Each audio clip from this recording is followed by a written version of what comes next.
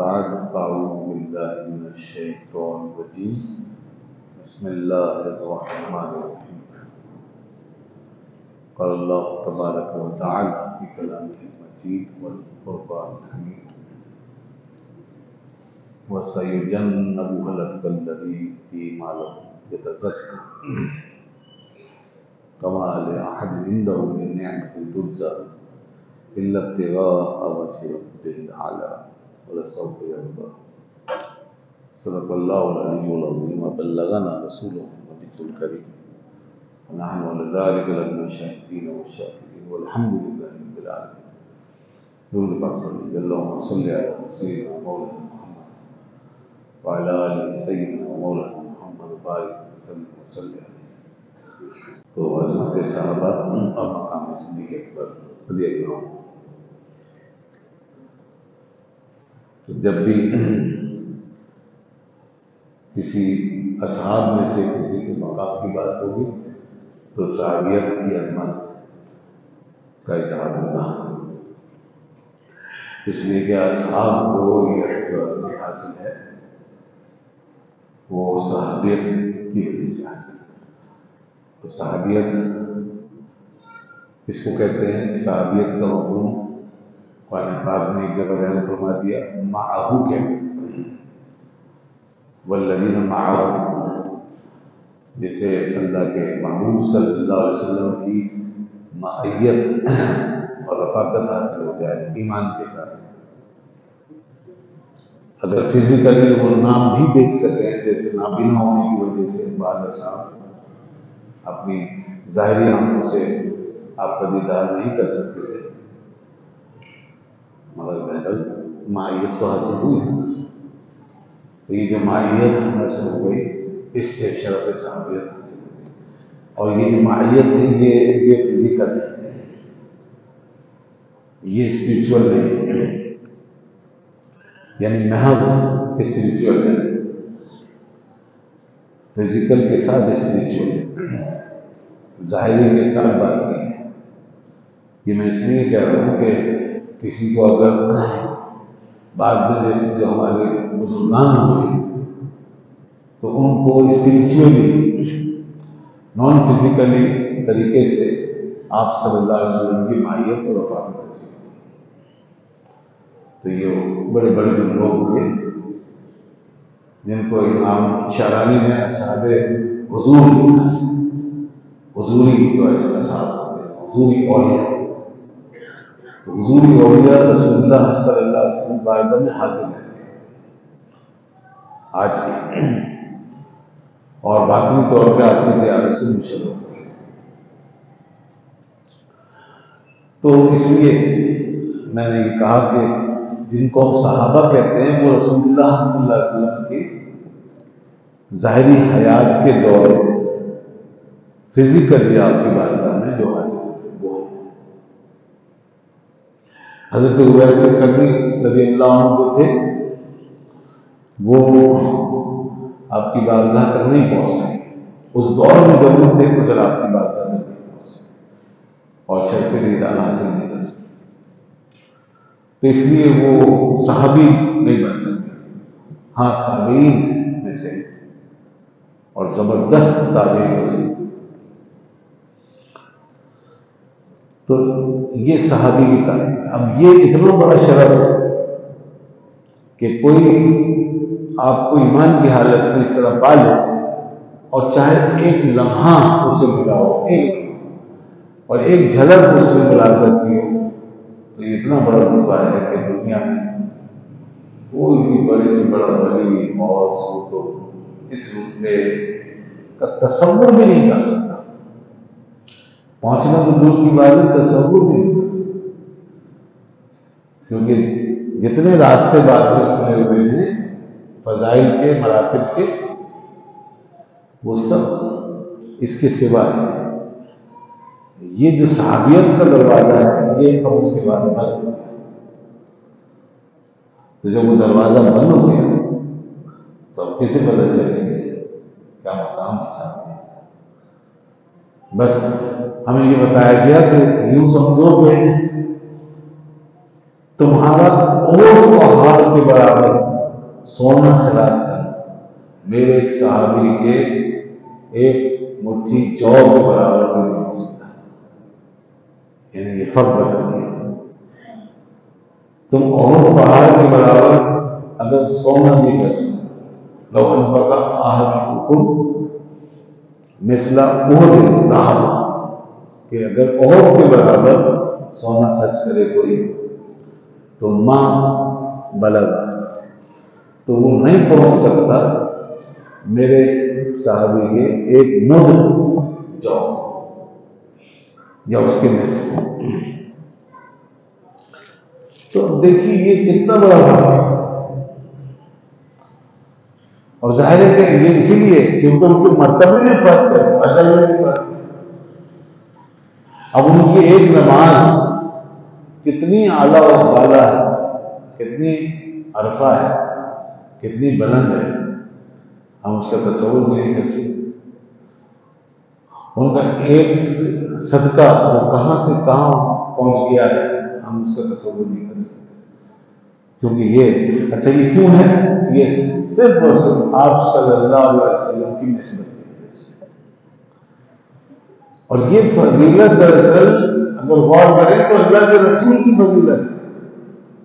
صحابہ کرام کی جو خصوصیت ہے یہ اللہ کے رسول کی وجہ سے، آپ صلی اللہ علیہ وسلم کی وجہ سے.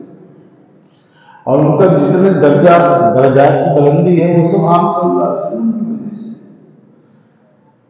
کیونکہ آپ صلی اللہ علیہ وسلم اللہ تعالیٰ کی بارگاہ میں قرب کے اس منزل پر ہیں کہ جہاں پر اصحاب کو جو آپ سے نسبت ہوئی تو اس منزل کا فیض اصحاب کو جاری ہے. اور جو اصحاب کو قرب و منزلت سے وہ حصہ ملا کہ جو قیامت تک کسی اور کے حصے میں نہیں ہے، جس تک کوئی اور نہیں پہنچ سکتا. کیونکہ آپ صلی اللہ علیہ وسلم فرمایا کہ لی مع اللہ وقت، میرا اللہ کے ساتھ وقت گزرتا ہے. ایک وقت میرا وہ ہے جو اللہ تعالیٰ کے ساتھ، ایک وقت وہ ہے جو بندوں کے ساتھ، لوگوں کے ساتھ، اور ایک وقت وہ ہے آپ کا جو اللہ کے ساتھ. جو اللہ کے ساتھ وقت ہے اسی وقت سے جو فیض آتا ہے، اور اس وقت میں جب وہ داخل ہوتا ہے تو اس وقت میں پھر جو حضور کے ساتھ داخل ہوتا ہے تو وہ بھی پھر اس فیض سے حصہ پاتا ہے. اور آپ نے فرمایا کہ ابھی تو ان کا ربی یطعمنی ربی ویسقین، میں اپنے رب کے پاس رات گزارتا ہوں، میرا رب مجھے کھلاتا بھی ہے پلاتا بھی. اب یہ کھلانا پلانا یہ دنیا کا کھلانا پلانا ہے، یہ اطعام اور اس کا یہ دنیاوی نہیں ہے بلکہ یہ ہے روحانی، کہ میرا رب مجھے کھلاتا ہے اور پلاتا ہے. یہ روحانی غذا ہے. یہ وہی نور ہے جو قرب میں حالت قرب میں حاصل ہو رہا ہے. اب یہی نور جو حالت قرب میں آپ کو عطا ہوتا تھا، یہ روحانی غذا پھر جو اصحاب نور کی خدمت میں جتنا آپ کے قریب ہوتے تھے اتنا ہی وہ اس نور کے فیض سے فیضیاب ہوتے تھے. اسی طرح آپ نے فرمایا کہ ادبنی ربی فاحسن تادیبی، لوگوں میری جو تعلیم و تربیت ہے وہ میرے رب نے کی ہے، اور بہت اچھی تربیت میری فرمائی ہے میرے رب. تو اب چونکہ یہ بھی ایک فیض ہے، تو جس طریقے سے آپ نے اپنے رب سے یہ تربیت پائی ہے اور اس نے ادب سیکھا ہے، آپ نے دنیا میں کسی سے یہ چیز نہیں پائی، کسی سے نہیں سیکھی. دنیا میں کوئی آپ کا معلم نہیں ہو سکتا. آپ کا معلم صرف آپ کا رب ہے، رب ذوالجلال ہے. مؤدب وہی ہے یعنی ادب سکھانے والا، مربی وہی ہے یعنی تربیت فرمانے والا، اور معلم بھی وہی ہے یعنی تعلیم ہے. اور آپ نے فرمایا مجھے بہت اچھی تعلیم میرے رب نے کی ہے میری، اور مجھے بہت اچھا ادب سکھایا. اب آپ کی بارگاہ میں جب اصحاب آپ کے قریب ہیں اور آپ کی صحبت میں داخل ہوئے تو پھر براہ راست انہوں نے وہی ادب و تربیت اور وہی تعلیم و تہذیب جو آپ رب کے پاس سے لے کر آئے تھے وہ سب سے پہلے براہ راست ان اصحاب نے آپ سے حاصل. تو یوں آپ صلی اللہ علیہ وسلم کی ذات مظہر ہے ان انوار کا جو اللہ نے آپ کو عطا. آپ کی ذات مظہر ہے ان قربات کا جو اللہ کی بارگاہ میں آپ کو حاصل ہے. اور آپ کی ذات مظہر ہے ان تعلیمات کا اور آداب کا جو اللہ نے آپ کو سکھائے. اور اسی طریقے سے جتنے اصحاب آپ کی خدمت میں آئے تو وہ مظہر بنے ان سب چیزوں کا. اور پھر جو سب سے زیادہ آپ کے قریب ہوا وہ سب سے زیادہ ان برکات کا اور فیوزات کا مظہر ہوا اور ان اخبار کا اس سے اظہار ہوا. تو وہ سب سے زیادہ آگے بڑھ کر اس کی مظہریت کو پانے والا شخص کون ہے؟ وہ صرف اور صرف حضرت ابوبکر صدیق ہے. صرف حضرت ابوبکر صدیق سب سے زیادہ میں کہہ رہا ہوں، سب سے زیادہ. یعنی وہاں تک کہ جہاں پھر حضرت ابوبکر صدیق رضی اللہ عنہ کو ایک یونیکنیس حاصل ہو جاتی ہے. جیسے نبوت میں، نفس نبوت میں سارے انبیاء برابر ہیں اور سب کو قرب الہی حاصل ہے. سارے انبیاء کو قرب الہی اور اعظم ترین قرب حاصل ہے. یعنی غیر نبی جس قرب الہی کا تصور بھی نہیں کر سکتا، انبیاء کو وہ قربات حاصل ہوتے ہیں اور وہ انوار جو ہے انبیاء کے حصے میں آتے ہیں.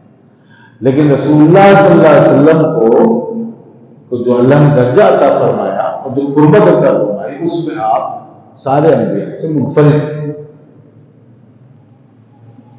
اور وہاں پر آپ جو ہے آپ کی شان یہ ہے کہ جو حصہ قرب الہی کا اور انوار الہیہ سے آپ نے پایا ہے اس میں آپ منفرد ہیں، بے مثال.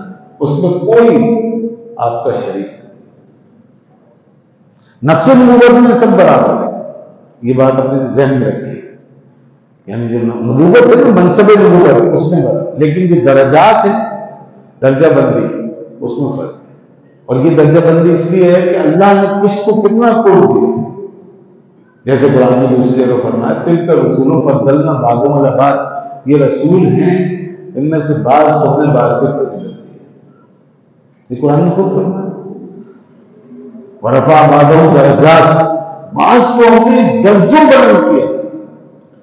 کتنا بلند کیا اس کو مطلق چھوڑ دیا، ایبسلوٹ. اب اللہ جانتا ہے. تو یقیناً یہ قرب کی وہ نوعیت ہے جس کو ڈیفائن ہمارے الفاظ نہیں کر سکتے، لفظ اس کے مکمل نہیں. تو وہ آپ ہی کی ذات ہے جو اللہ کی بارگاہ میں درجوں بلند ہوئی ہے. ٹھیک ہے، یہ آپ صلی اللہ علیہ وسلم کو انبیاء کے درمیان یہ منفرد مقام ہے. تو شمع رسالت ہے، عالم تیرا پر کرم بدلی رسولوں کی ہوتی رہی، چاند بدلی کا نکلا ہمارا نبی. سب سے اولا و اعلیٰ ہمارا نبی، سب سے بالا و بالا ہمارا نبی. جیسے سب کا خدا ایک ہے ویسے ہی ان کا، ان کا، تمہارا، ہمارا نبی. تو اعلیٰ حضرت نے اس چیز کو خوب بیان کیا اور بے شمار اشعار.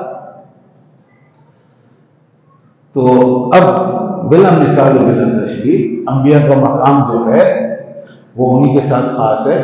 اور ان کے درمیان رسول اللہ صلی اللہ علیہ وسلم کی شان پھر بڑی منفرد شان ہے قرب الہی کے اس درجے میں. اسی طرح اصحاب کے درمیان یہ اصحاب بھی سب شان والے ہیں، عظمت والے لوگ ہیں. یہ مرتبہ صحابیت میں جیسے میں نے کہا کہ نفس صحابیت میں سب برابر ہے، جیسے وہاں انبیاء نفس نبوت میں سب برابر ہیں، اس طرح نہیں. کیونکہ صحابیت نام ہے اسی چیز کا جو میں نے ابھی عرض کیا کہ ایک تعلق جو پیدا ہو گیا بار کے مثال سے. فزیکلی جب صحابی نے آپ کو پا لیا تو اب یہ تو ہو گئی نفس صحابیت، اس میں برابر. لیکن اس کے بعد پھر جو جتنا بارگاہ رسالت سے قریب ہوا اور جتنا آپ علیہ السلام کی شفقتوں کا جو مستحق قرار پایا اور جس نے جتنی زیادہ وفا نبھائی، جتنی محبت ظاہر ہوئی اور جتنا قرب اس کو حاصل ہوا تو اس قرب کے مطابق، اس محبت کے مطابق، اس تعلق کے مطابق اس کو پھر صحابہ کرام کے اندر مزید رتبے اور مرتبے حاصل ہوتے رہے، یہاں تک کہ حضرت ابوبکر صدیق رضی اللہ عنہ اس معاملے میں وہاں تک پہنچ گئے کہ جہاں پھر ہمیں ان کے برابر، ان کے مقام کے ساتھ کوئی دوسرا شریک ہوتا ہوا نظر ہی نہیں آتا۔ وہ آپ صلی اللہ علیہ وسلم کے اس قرب خاص کے اندر داخل ہو گئے ہیں کہ جس میں کہ کوئی دوسرا جو ہے وہاں تک پہنچنے کے ہمیں لائق نظر نہیں آتا، کیونکہ حضرت ابوبکر صدیق رضی اللہ عنہ اپنی خصوصیات کی وجہ سے، اپنی قربانیوں کی وجہ سے، اور سب سے بڑی بات یہ کہ اللہ تعالیٰ کی مہربانیوں کے ساتھ اللہ نے ان پہ ایسی مہربانی فرمائی کہ انہیں ایسا بنایا۔ اللہ جسے چاہے جیسا چاہے بنائے، وہ خصوصیات ان کے اندر رکھ دی، وہ کیفیات ان کے اندر رکھ دی کہ جس سے وہ اس مقام کو، اس یونیکنیس میں داخل ہو۔ یہی وجہ ہے کہ اب حضرت ابوبکر صدیق کو اصحاب اسی طرح اپنے لیے ایک ماڈل اور آئیڈیل اور ایک رہنما کے طور پر دیکھتے تھے، جیسے کہ ہم اپنے درمیان، سارے لوگوں کے درمیان صحابہ کرام کی طرف دیکھتے ہیں تو ماڈل کے طور پر دیکھتے ہیں۔ تمام اصحاب ہمارے لیے ماڈل ہیں، لیکن صحابہ میں پھر کچھ صحابہ ہیں جو اصحاب کے لیے ماڈل ہیں۔ اصحاب و اہل بیت اطہار کے لیے ماڈل ہیں، ان میں سب سے بڑا مقام حضرت ابوبکر صدیق، حضرت ابوبکر صدیق رضی اللہ عنہ وہاں پر اس مقام پہ پائے تھے۔ تو ویسے سب اصحاب نے بارگاہ رسالت سے اپنا اپنا حصہ پایا ہے، لیکن شان صدیقیت کی جو جامعیت ہے وہ سب اصحاب کو کوئی متوجہ کرتی ہے، اور یہی وجہ ہے کہ آپ کی ذات پر ایسی چیزوں کا اتفاق ہو گیا کہ جو بعد میں مشکل تھا۔ جی ہاں، جیسے آپ کی امامت پر سب کا اتفاق ہوا، اور رسول اللہ صلی اللہ علیہ وسلم نے خود آپ کو نمازوں کا امام مقرر فرمایا اپنی غیبوبت کے زمانے میں،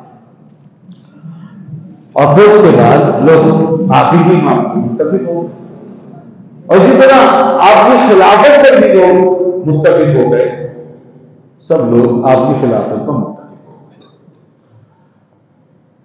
اور کسی نے بھی چوچرا نہیں کی، سب نے بال اتفاق بیعت کر لی۔ بلکہ آپ نے حضرت عمر رضی اللہ عنہ کا انتخاب کر کے ان کے لیے بھی جب ایک دفعہ فرما دیا حضرت ابوبکر صدیق نے، تو بس لوگوں نے کہا ٹھیک ہے۔ حالانکہ سیدنا عمر رضی اللہ عنہ کے مزاج کی سختی کے حوالے سے بعض ان کو خوش تھا کلام، اور کہتے تھے کہ عمر اگر خلیفہ بنیں گے تو ہمارا کیا بنے گا، یہ تو سخت مزاج ہے، اور یہ تو بغیر خلافت کے ان کے اندر شدت ہے اور جلال ہے، خلافت پر متمکن ہو جائیں گے تو سارا پاور ان کے پاس ہوگا، پھر ہمارا کیا بنے گا۔ لوگ بہت ڈرنے لگے، اور کسی نے آ کے، بعض نے آ کے کہا کہ اے ابوبکر رضی اللہ عنہ، آپ اپنے پیچھے کس کو چھوڑے جا رہے ہیں، آپ اپنے پیچھے کس کو چھوڑ رہے ہیں اور کس کو ہمارا والی اور حاکم بنا رہے ہیں؟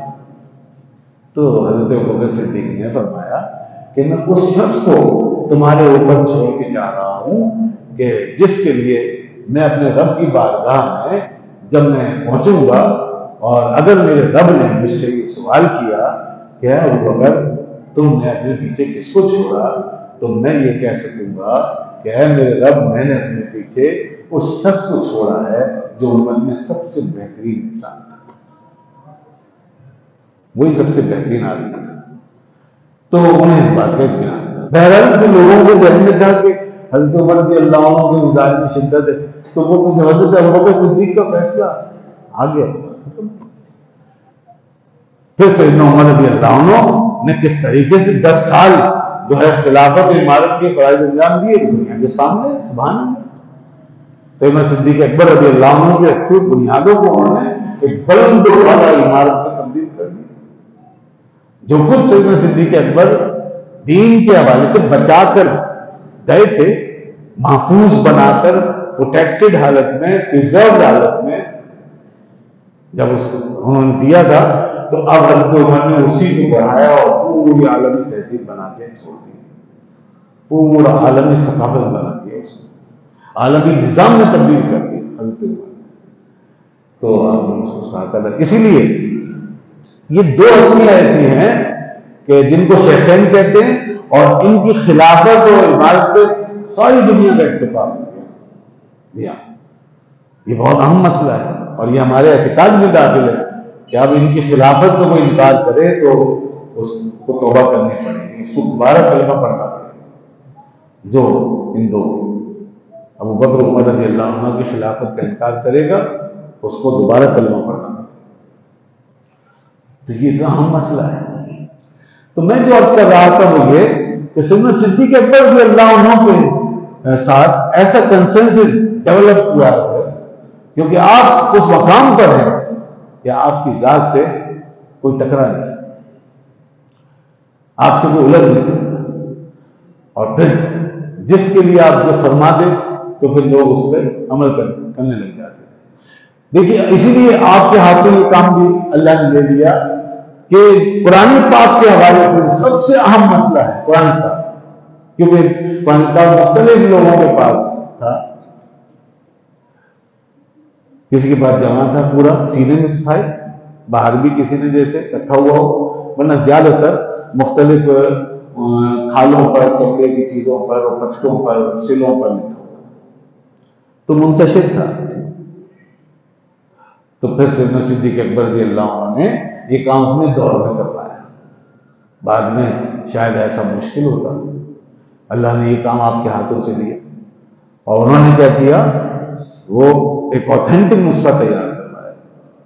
اس کے لیے ایک باقاعدہ کمیٹی بنائی، اس میں حضرت عمر رضی اللہ عنہ موجود تھے، حضرت زید بن ثابت موجود تھے، کاتبان وحی جو تھے وہ موجود تھے، اور دیگر اصحاب تھے جو بڑے بڑے فقہاء علماء اصحاب تھے.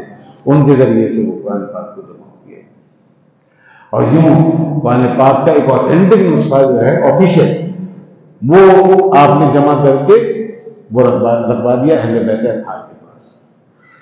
اور یہی وجہ ہے جب حضرت عثمان غنی رضی اللہ عنہ نے ایک لغت پر قرآن پاک کو پھر جمع کیا، کیونکہ لغات مختلف رائج تھی، تو حضرت عثمان غنی رضی اللہ عنہ نے اس کو پھر ایک لغت پہ اکٹھا کیا تاکہ لغات کے اختلاف میں قرآن بٹ نہ جائے، تقسیم نہ ہو جائے. تو جب انہوں نے جمع کیا تو پھر وہی نسخہ جو حضرت سیدہ حفصہ رضی اللہ عنہ کے پاس رکھا ہوا تھا، حضرت عمر فاروق اعظم رضی اللہ عنہ کی بیٹی حضرت حفصہ ام المومنین، ان کے پاس وہ نسخہ تھا جو حضرت ابوبکر صدیق نے جمع کروایا تھا.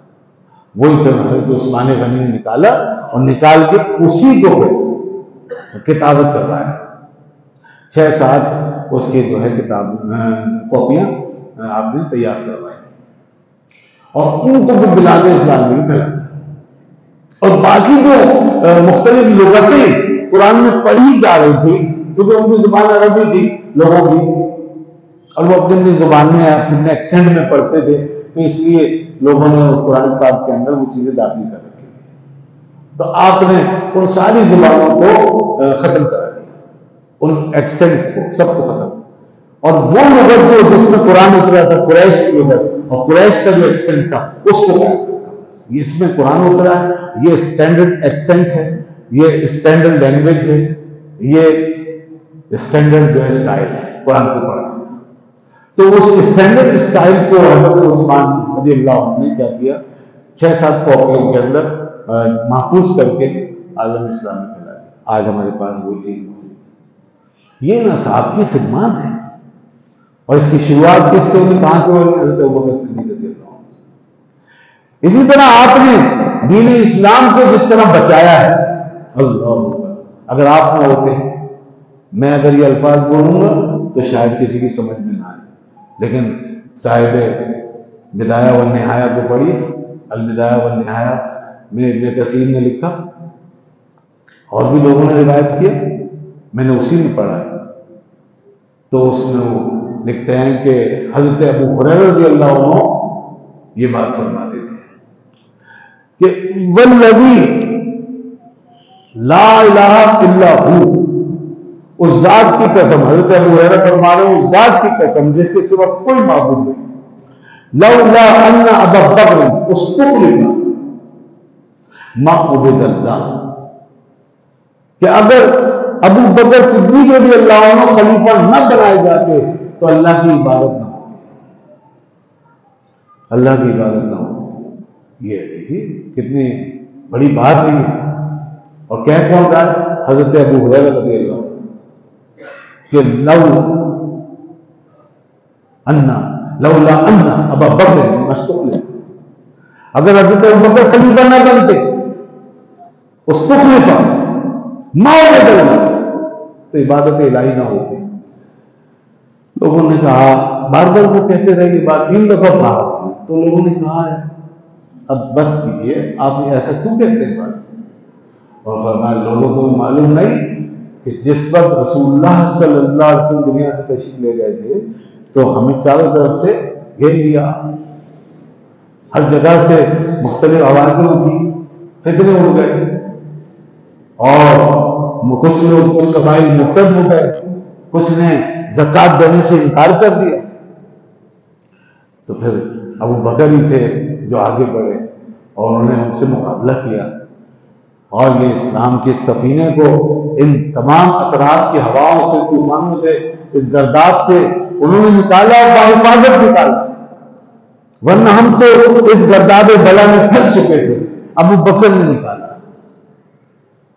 یہ ابو بکر کی وجہ سے ہوا، اور جب دین بچا تو اب عبادت بھی ہو رہی ہے، اذانیں بھی ہو رہی ہیں، نمازیں بھی ہو رہی ہیں، تلاوت بھی ہو رہی ہے، سب کچھ ہو رہا ہے۔ تو یہ ہیں حضرت ابوبکر صدیق رضی اللہ عنہ، دین کو بچانے والے، قرآن کو محفوظ کر دینے والے، امت کا بیڑا پار لگا دینے والے، اپنے بعد حضرت عمر رضی اللہ عنہ کو چھوڑ کر جانے والے، اور اپنے پیچھے اسلام کو ایک ایسی محفوظ فضا کے اندر چھوڑ کے جانے والے کہ جہاں فتنوں کے سارے دروازے بند۔ اور اگر ہم یہ کہیں کہ سیدنا عمر رضی اللہ عنہ کو جو 10 سال آگے بڑھانے کا اور آگے چلنے کا موقع ملا، اور یہ بلند و بالا دین اسلام کا جو قلعہ حضرت عمر نے تعمیر کیا، اور یہ عالمی تہذیب کی جو بنیاد حضرت عمر رضی اللہ عنہ رکھی، یہ سارا کارنامہ سیدنا عمر کا مرہون منت ہے حضرت سیدنا صدیق اکبر کے 2 سال۔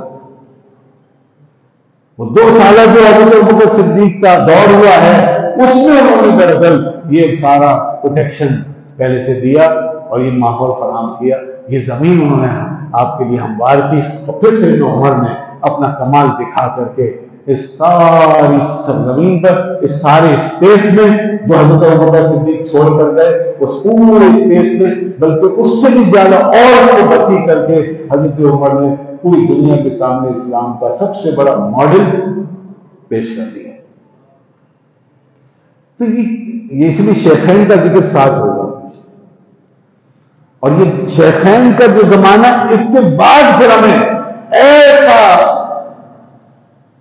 چمکتا ہوا ماحول پھر نظر آیا، اتنا روشن، اتنا شفاف، اتنا پرامن، اتنا سیکیور، اتنا آئیڈیلائزڈ، اس کے بعد نظر آیا۔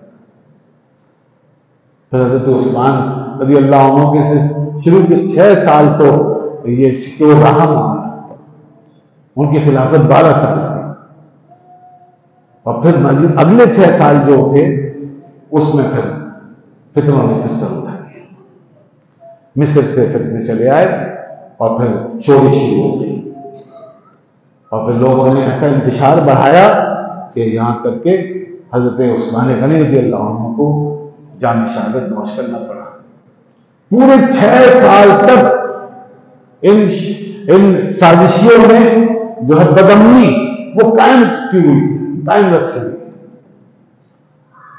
اور اسی طرح نعرے لگاتے رہے، خلیفہ حضرت عثمان غنی رضی اللہ عنہ کے گرد جو ہے تنگ کرنے میں لگے رہے، بالآخر آخری وقت میں انہوں نے محاصرے کر دیا، اور پھر اس کے بعد سیدنا علی شیر خدا رضی اللہ عنہ کا جب دور آیا تو ان کی خلافت کا زمانہ 5 سال کچھ عرصہ تھا.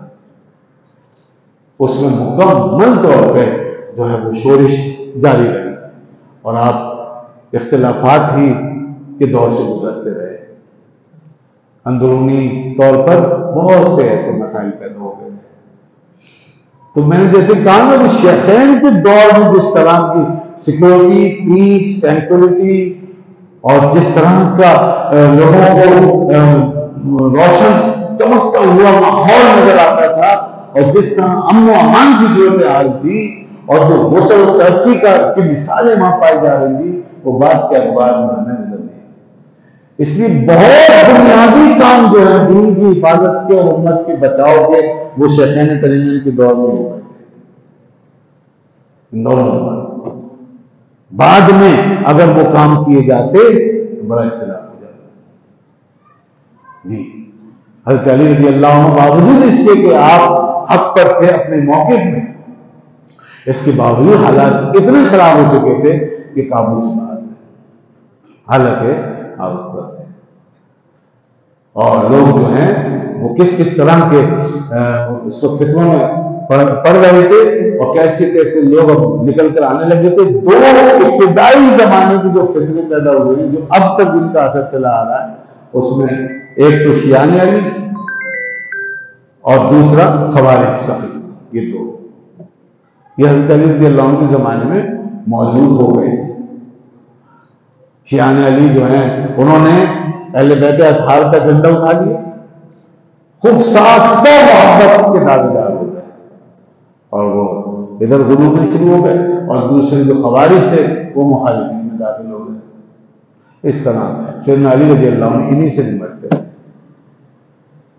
تو بہرحال عرض کرنے کا مطلب یہ ہے. اچھا پھر اس کے بعد اگر کوئی پوچھے کہ خلفائے راشدین تو ہم سب کو ہی کہتے ہیں، تو پھر یہ بعد کے دور بہتر کیسے ہوئے؟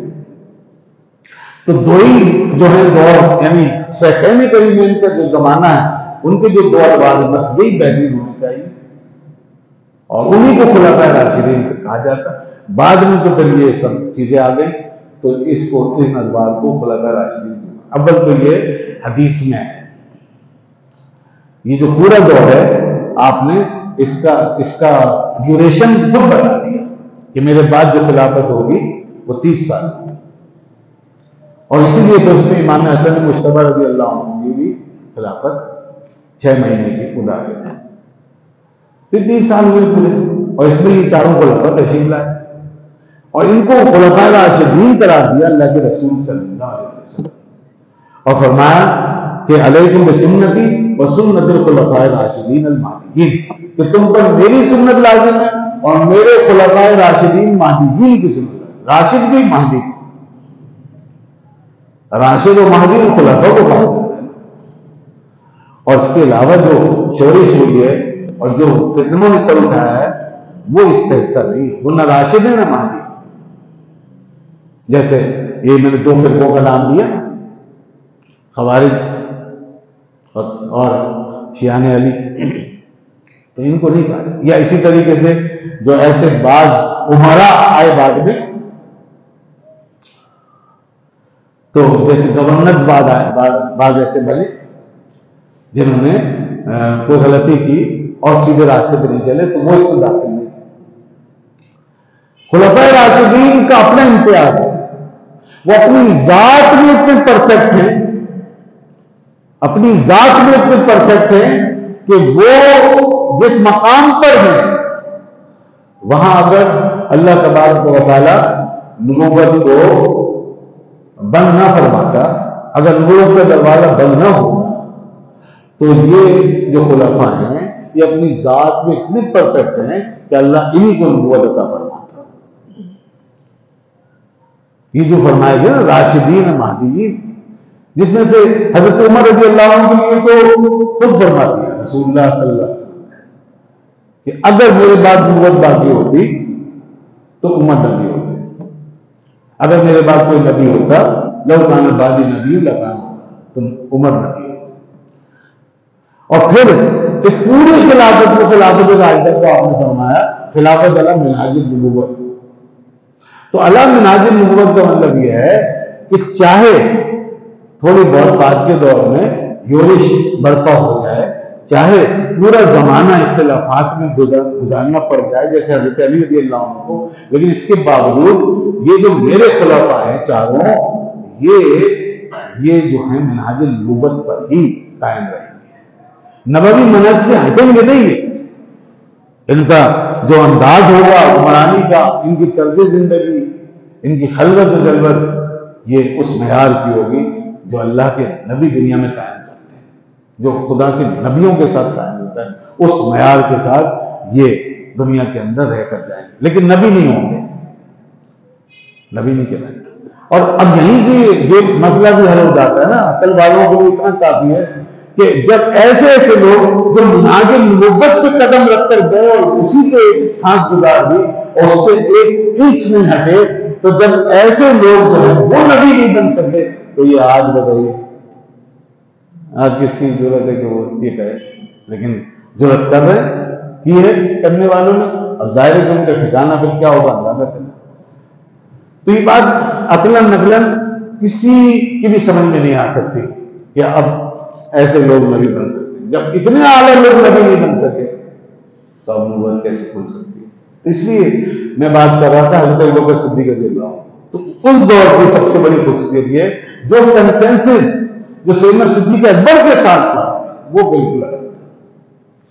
اسی بنیاد پہ کام آگے بڑھا، اور پھر بعد کے تمام خلفاء نے سیدنا صدیق اکبر رضی اللہ عنہ کے ماڈل کی پیروی کی، اور یہاں تک کہ اللہ اکبر۔ اب بس میں ایک دو باتیں اور عرض کرتا ہوں۔ حضرت عمر رضی اللہ عنہ کا ذرا یہ ارشاد سنیے، کہتے تھے کہ کاش کہ عمر ابو بکر کے سینے کا ایک بال ہوتا۔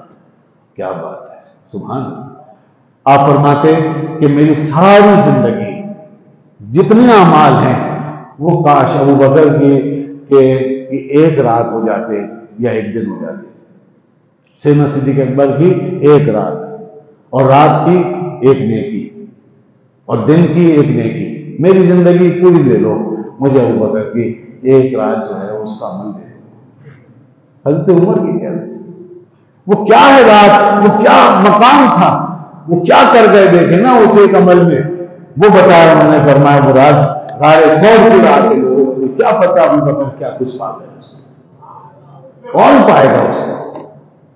جو خدمت ان کے حصے میں آئی ہے غار ثور کے اندر، جو قرب نے نصیب ہوا اور جو قربانیاں وہ دے گئے اس مقام پر، وہ پھر چشمے فلک دوبارہ دیکھ ہی نہیں سکتے۔ آسمان و زمین اس پہ رشک کرتے رہیں گے تا قیامت۔ سارے فرشتے، ملائکہ، عرش و کرسی سے جو جڑے ہوئے فرشتے، وہ بھی ابو بکر کی روشنی وہاں سے دیکھ رہے ہیں۔ یہ وہ انوار ہے، دیکھو تو صحیح ابو بکر کہاں بیٹھے رات کے غار، جسے قرآن نے ایسا بیان کر دیا کہ اب ہماری آیتوں میں ہمیشہ کے لیے سجا رہے گا۔ ثانی اثنین اذ ہما فی الغار اذ یقول لصاحبہ لا تحزن ان اللہ معنا۔ حضرت عمر کہتے تھے یہ جو حضرت ابوبکر نے یہ جو نیکی کی ہے نا، کاش بس میری ساری زندگی جو ہے اس کے بدلے میں چلی جائے۔ اور دن کی نیکی، اللہ دن کی نیکی وہ بتائی جو حضرت صلی اللہ علیہ وسلم کے وصال کے بعد، آپ کے وصال کے بعد کی ہے۔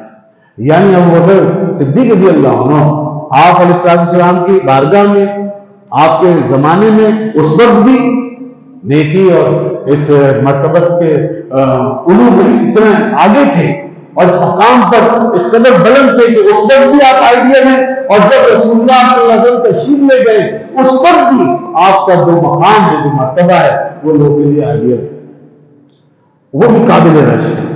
اور وہ یہی کارنامہ جس پہ میں نے تھوڑی سی روشنی ڈالی، حضرت عمر نے فرمایا کہ جیسے ہی ابو بکر رضی اللہ عنہ متمکن خلافت ہوئے، کچھ لوگوں نے زکوٰۃ دینے سے انکار کر دیا، معنی میں زکوٰۃ پیدا ہو گئی، کچھ مقتدین پیدا ہو گئے۔ تو میں نے ابو بکر سے کہا، اے ابو بکر رضی اللہ عنہ، کیا آپ ان کے ساتھ اسی طرح نمٹیں گے سختی سے؟ آپ ان کے ساتھ نرمی کریں۔ حضرت ابوبکر صدیق نے جملہ فرمایا لگے، اے عمر تمہیں کیا ہو گیا؟ انت جبار فی الجاہلیت و خوار فی الاسلام، تم جاہلیت میں تو بڑے سخت تھے اور اسلام میں اتنے نرم پڑ گئے، اے عمر تمہیں کیا ہو گیا؟ کیسے ہو سکتا ہے کہ میں ان لوگوں کو چھوڑ دوں جو رسول اللہ کی بارگاہ میں زکات لا کر دیتے، اور میں کون ہوتا ہوں کہ میں انہیں معافی دے کر پھروں؟ یہ اللہ کا دین ہے، یہ رسول اللہ کا نظام ہے، میری کیا مداخلت؟ کیا بات ہے! دین کو سمجھے تو صحیح، دین ہے کیا؟ دین کی حاکمیت کس کو کہتے ہیں؟ اس لیے انہوں نے فرمایا تھا لو منعونی اقالا لجاہدتم علیہ، اگر انہوں نے مجھے ایک رسی دینے سے بھی منع کیا جو یہ رسول اللہ کی بات کو پیش کرتے تھے، میں ان کے خلاف جہاد کروں گا۔ اور پھر حضرت عمر کہتے ہیں حضرت ابوبکر نے ایسے ہی کیا، اور جب سختی کی تو سارے ٹھیک ہو گئے اور سب کے سب حلقہ اسلام میں آ گئے، اور پھر سے دین مضبوط ہو گیا۔ اب بعد میں رش کرتے تھے وہ کیا نیکی کر گئے ابوبکر صدیق اس مقام پر۔ تو کبھی کبھی ایسے لمحات جیسے انسانوں کی زندگی میں آتے ہیں کہ ان میں انسان جب اپنا توکل، اپنی استقامت، صبر اور اپنے اخلاص کا مظاہرہ کر جاتا ہے تو وہی لمحات اس کے لیے آئیڈیل ہو جاتے ہیں اور دنیا بھر کے لیے ایک مثال بن جاتے ہیں۔ اور ان ہستیوں کے لیے تو کتنے لمحات ایسے ہیں ان کی زندگی میں۔ تو سیدنا عمر رضی اللہ عنہ اس حوالے سے فرماتے تھے کاش یہ نیکی مجھے ملتی، میری ساری زندگی کے اعمال بھی کوئی لے لے اور یہ ایک نیکی مجھے مل جائے تو میں سمجھوں گا کہ میں کامیاب رہا۔ اور پھر آخر میں حضرت علی رضی اللہ عنہ کی بات کروں گا۔ بعض لوگ چونکہ ان لوگوں کو بے نقاب کرنے کے لیے کہ جو علی کی ذات کو تو ماننے کی بات کرتے ہیں اور بہت نعرے لگاتے ہیں، بہت نعرے، اور ہم لوگ بھی بڑے عجیب لوگ ہیں۔ اب جس کو ذرا اچھلتا ہوا دیکھ لیتے ہیں اسی کو مخلص سمجھ لیتے ہیں۔ کیا دین نعروں سے بنتا ہے؟ کیا جذبات سے دین بنتا ہے؟ جو رونا کر لے بس دین اس کا ہو گیا؟ سبحان اللہ۔ کوئی اگر خوب جو ہے محبت کا غلو کا اظہار کرنے لگ جائے کسی اپنی طرف سے، چاہے عقیدہ کچھ بھی رکھے، تو کیا عقیدہ اسی کا وہ چلے گا، نظریہ اس کا چلے گا؟ جیسے ہمارے یہاں کچھ لوگ بڑی محبت دکھانے لگے، عقیدہ چھوڑ کے محبت دکھا رہے ہیں۔ ہم کہتے ہیں عقیدے میں رہ کے دکھاؤ نا۔ خوب نعرے لگا کے لوگوں کو قابو کراتے ہیں کہ صاحب ہم سے زیادہ کون چاہتا ہے، علی علی علی علی علی علی کر کے، اور حیدر حیدر حیدر حیدر۔ ذرا اس کے پیچھے یہ دیکھ لیا کرو، حیدر حیدر کہنے سے اختلاف نہیں ہے، معاذ اللہ، علی علی کہنے سے اختلاف نہیں ہے، تو ہمارے دل کا نور اور روح کا سکون علی علی سے کون چڑھے گا؟ لیکن ہمیں ان کے اندر جو ہے نا منافقت اور جو بدعقیدگی جو پیچھے چھپی ہوئی ہے، اور اس نعرے کی آڑ میں جس کو یہ لے کے آگے نافذ کرنا چاہتے ہیں، ہمیں اس سے ڈر لگتا ہے۔ ہمیں علی علی کہنے سے ڈر نہیں لگتا، حیدر حیدر سے نہیں، یہ تو ہماری روح ہے، ہماری جان ہے، ہماری غذا۔ مولا علی سے محبت ایمان کی علامت ہے، لیکن محبت کون سی محبت ہے؟ اب میں آپ کو بتاؤں، محبت وہ ہے کہ ان کی ذات کو بھی مانو، ان کی بات کو بھی مانو۔ جو ذات کو مانے، علی علی کرے، حیدر حیدر کرے، اور بات کو نہ مانے، وہ منافق ہے، وہ دھوکہ دے رہا ہے آپ کو بھی اور خود کو بھی۔ پتہ چلے گا اسے جب مولا علی کی بارگاہ میں جائے گا تو سب سے پہلے وہ یہی پوچھیں گے میں نے جب کہا تھا تمہیں کیوں نہیں مانا؟ اسی لیے وہ اس وقت بھی جو ان کے ساتھ کچھ شیعان بن کر کے یہ کہتے تھے کہ آپ سب سے افضل ہیں، اور عقیدہ بدلتے تھے اور بیجا غلو اور محبت کا جب اظہار کرنے لگ گئے تھے تو حضرت علی رضی اللہ عنہ کو ڈانٹ کے فرماتے تھے یہ دیکھو دوبڑا، یہ کوڑا، لا تفضلونی علی الشیخین، مجھے شیخین پر فضیلت مت دینا ورنہ یہ دوبڑا میں تمہیں ماروں گا اور تمہیں مفتری کذاب کی سزا دوں گا۔ اس طرح آپ نے سزائیں دی۔ اور اب آج جو ہیں کیسے لوگ بے خوف ہو گئے اور علی علی کر رہے ہیں لیکن بات نہیں مان۔ انہوں نے فرما دیا کہ میں شیخین سے افضل نہیں، سب سے افضل حضرت علی رضی اللہ عنہ خود فیصلہ فرمایا، سب سے افضل ابوبکر صدیق رضی اللہ عنہ، اس کے بعد حضرت عمر فاروق اعظم رضی اللہ عنہ، بس بات ہی ختم ہو گئی۔ اور تمام اہل بیت اطہار کا اس کو اتفاق ہے۔ یہ کون سی اہل بیت اطہار کی محبت ہے بتائیے کہ کسی کی بات بھی نہیں مان رہے اور پھر نعرے لگا رہے ہیں، پھر شور مچاتے پھرتے، اور پھر ظلم دیکھو کہ جب ان کی طرح کوئی نعروں میں ان کی شامل نہ ہو اور ان کی طرح کوئی انداز نہ اپنائے تو اس کو کہتے ہیں یہ اہل بیت کے دشمن ہیں، یہ مانتے نہیں۔ یعنی آپ ایک تو چوری کریں، اوپر سے سینے چوری کر رہے ہیں، ایک تو عقیدہ بگاڑ رہے ہیں، پھر دوسرے پہ مسلط ہو رہے ہیں اور اس کو مسلط کر رہے ہیں۔ اور پھر اس کے خلاف فتوی بھی دیتے. تو یہ عجیب قسم کا ایک ماحول بنایا جا رہا ہے. اللہ تعالیٰ اس قسم کی غفلتوں سے ہمیں محفوظ رکھے.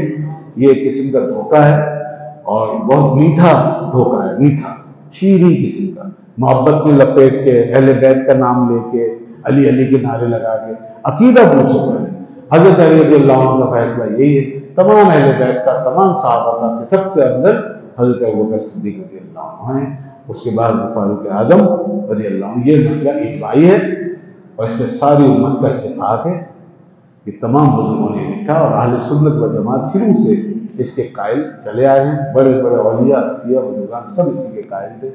اب اگر کوئی نہیں مانتا تو اس کا نہ اہل بیت سے تعلق ہے، نہ اولیاء سے، نہ وہ قادری ہے، نہ چشتی ہے، نہ سہروردی، نہ نقشبندی، بلکہ وہ اگر اس کے والد ایسے نہیں تھے، اور ان میں سے اکثر کے والد ایسے نہیں تھے، بڑے بڑے عالم تھے، تو یہ تو اپنے والد کو بھی چھوڑ چکے، اپنی دادوں کو چھوڑ چکے، اپنے آبا و اجداد کو بھی چھوڑ چکے. یہ ایک نئی جنس بن گئی ہے گویا کہ جس کا تعلق کسی سے نہیں ہے. اس کو ہم کہتے ہیں خالی. یہ خالیوں کی ایک جنس ہے جو پیدا ہو گئی ہے. اللہ تعالیٰ نے کو ہدایت عطا فرمائے تو اور انہیں بے ادبیوں سے محفوظ رکھے.